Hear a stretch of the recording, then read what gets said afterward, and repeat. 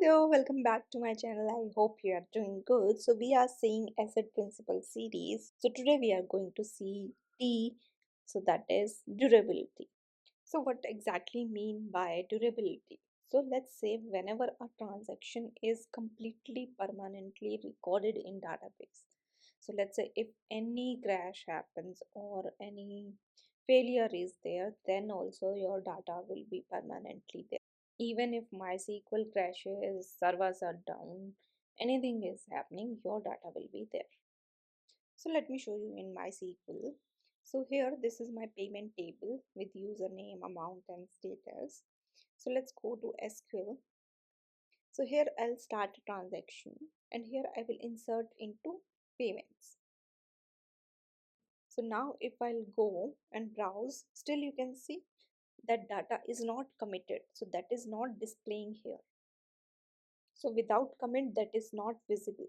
So now let's go again and edit. So here start transaction, then insert, and with that commit in here. So if I'll go to payments, now you can see that is recorded. So now simple, let's say I'll just stop my SQL and then I'll again restart, just demo purpose. So here stopped and again restarted. Now we'll go and check in DB, go to payments. So here you can see still your data is present. So now let's say I'll again now edit this and one more will insert. So start transaction. Here change name to KT and we will not be committing this. Let's run this.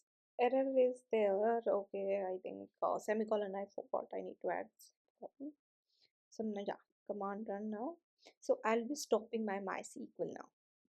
I'll stop and run again. So I'll wait for some seconds and then I'll again restart. So after running, here you can see now my data is not there because that transaction was not committed at all. So that's why the data is lost. So next we'll see how MySQL provides durability internally.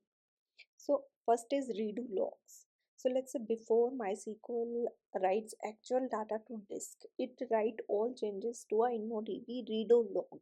So even if MySQL crashes before writing to the data file, the redo log can replay the changes when restarting. So redo logs are stored in IP underscore log file 01 like that. So this guarantees committed transactions are never lost. So we call this write ahead logging as well. So that will be like first is written to a log and then applied to database. So then second is fsync. Fsync basically is forcing data to disk basically.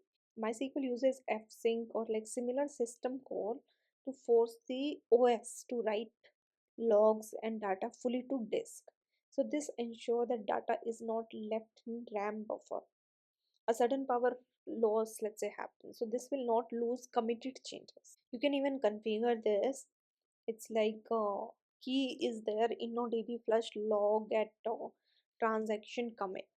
So last is double write buffer. So InnoDB writes first pages to a temporary double write buffer basically, like before writing them to the final data file.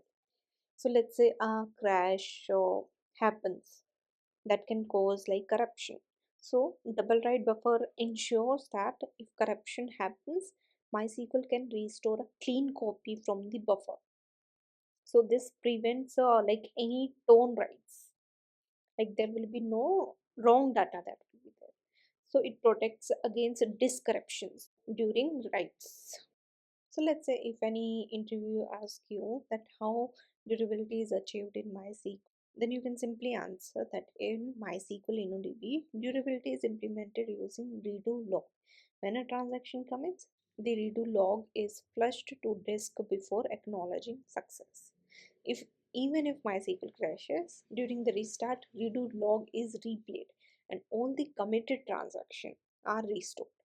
So that's all in this video. So I have completed all the four asset principle. So So I hope you like this video. Please go through all the topics I have tried to explain in very simple manner. So if you have any doubt, you can comment down in the comment section. Thank you so much for watching. Please like, share and subscribe.